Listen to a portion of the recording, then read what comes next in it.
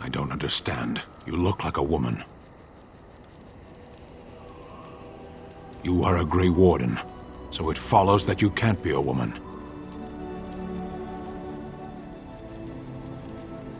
Women are priests, artisans, shopkeepers, or farmers. They don't fight.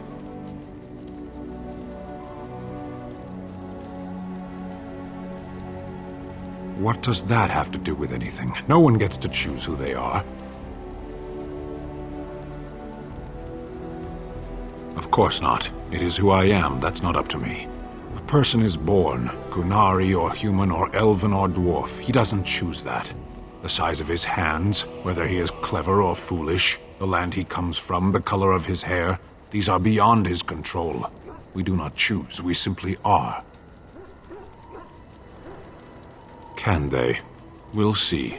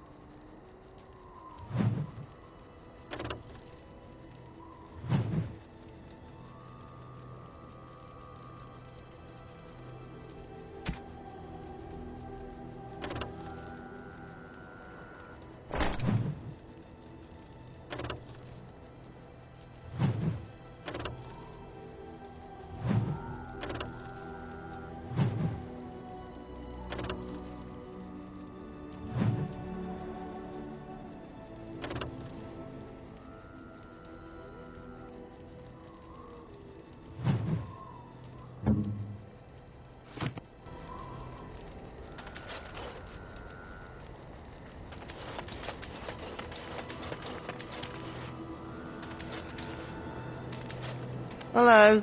The boy's a bit simple, but he's rather good with enchantments. One of those tranquil fellas actually called him what was it now? A savant. I had no idea such a thing existed. He can fold lyrium into almost any weapon or piece of armor, though naturally some of the more extravagant materials will take more lyrium than others. It's a process that some of the master smiths back in Orzammar will perform, but my boy here is just as adept at it. Isn't that right, boy? Enchantment! And there you have it. Enchantment!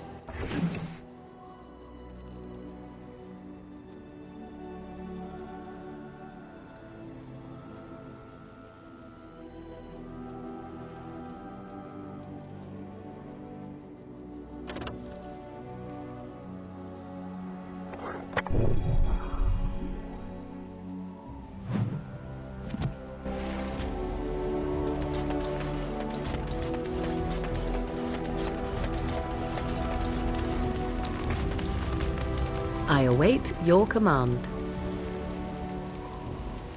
So, full of questions, are you?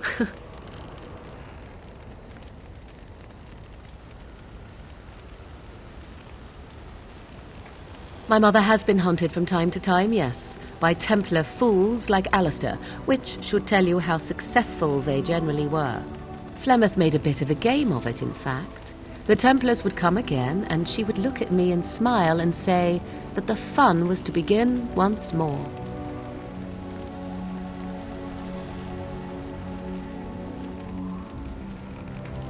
They came with as much swagger and arrogance as they did self-righteousness. Pity them if you wish, for they held none for us. Flemeth would warn them once. 'Twas a warning they inevitably failed to heed. And then the true game began. Often Flemeth would use me as bait. A little girl to scream and run and lure the Templars deeper into the wilds and to their doom.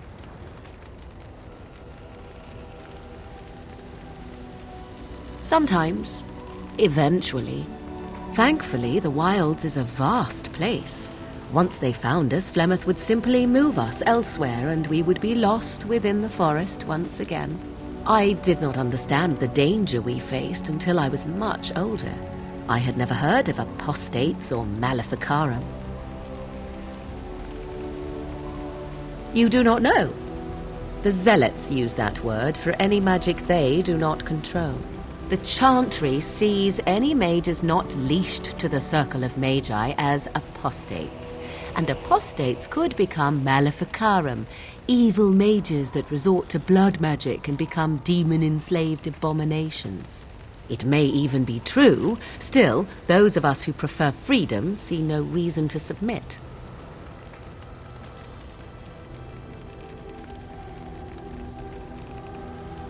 Thank you for small favors, then, at the very least. Enough of this talk. Let us return to the task at hand.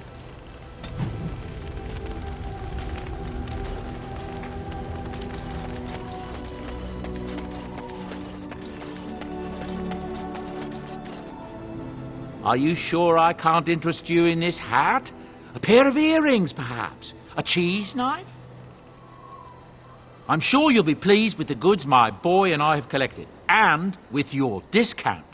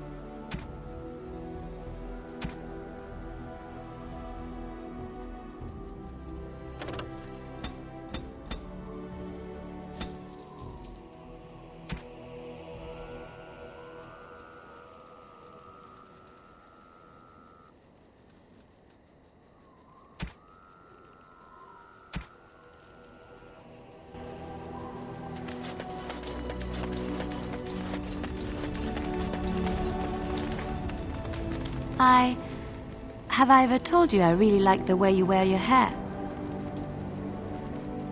It's very nice and it suits you. Simple. Not like the elaborate hairstyles we wore in Orlais. They involved flowers, ribbons, jewels.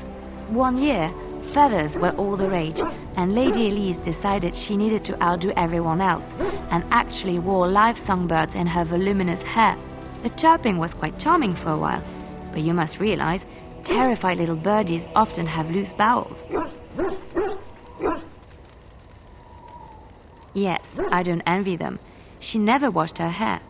But I was trying to say something nice to you, wasn't I? Oh, forgive me. My mind wanders so. It's just that I feel so comfortable talking to you, like I could say anything and you wouldn't judge me.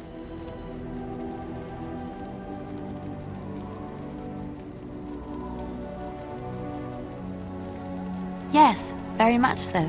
I haven't felt this close to anyone in a long time. I really enjoy your company.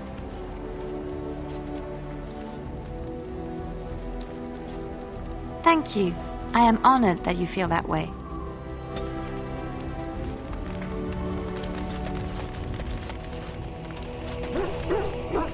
Something on your mind? You don't have to do that. I know you didn't know him as long as I did. I should have handled it better. Duncan warned me right from the beginning that this could happen. Any of us could die in battle. I shouldn't have lost it, not when so much is riding on us, not with the blight and everything. I'm sorry. I'd like to have a proper funeral for him. Maybe once this is all done, if we're still alive. I don't think he had any family to speak of. I suppose he did. It probably sounds stupid, but part of me wishes I was with him, in the battle. I feel like I abandoned him. Of course, I'd be dead then, wouldn't I? It's not like that would make him happier. I think he came from High-Ever, or so he said. Maybe I'll go up there sometime. See about putting up something in his honor. I don't know. Dwarves don't practice cremation, do they? How do your people honor your dead? I heard about that, now that I think about it. Their spirits return to the rock, strengthening the foundation of the tide. It sounds so strange.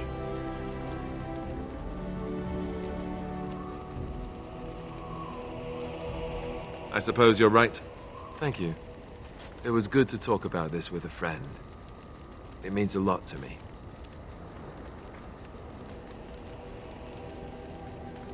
That's good to hear. It's nice to know I'm not the only one who remembers him well.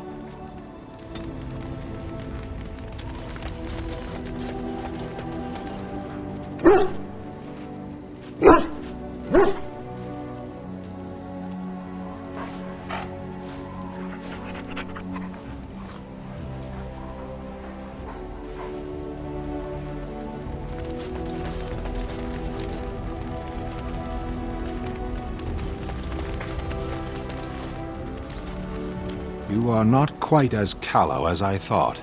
That is unexpected. You're welcome. I was sent to be the eyes of the Antom. The Arishok asked what is the Blight. By his curiosity, I am now here.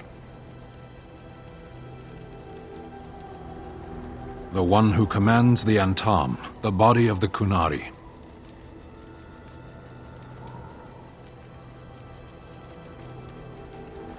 A portion of it. Yes. Never. I cannot go home. It doesn't matter now. Can we move on? We keep the Darkspawn waiting. As you wish.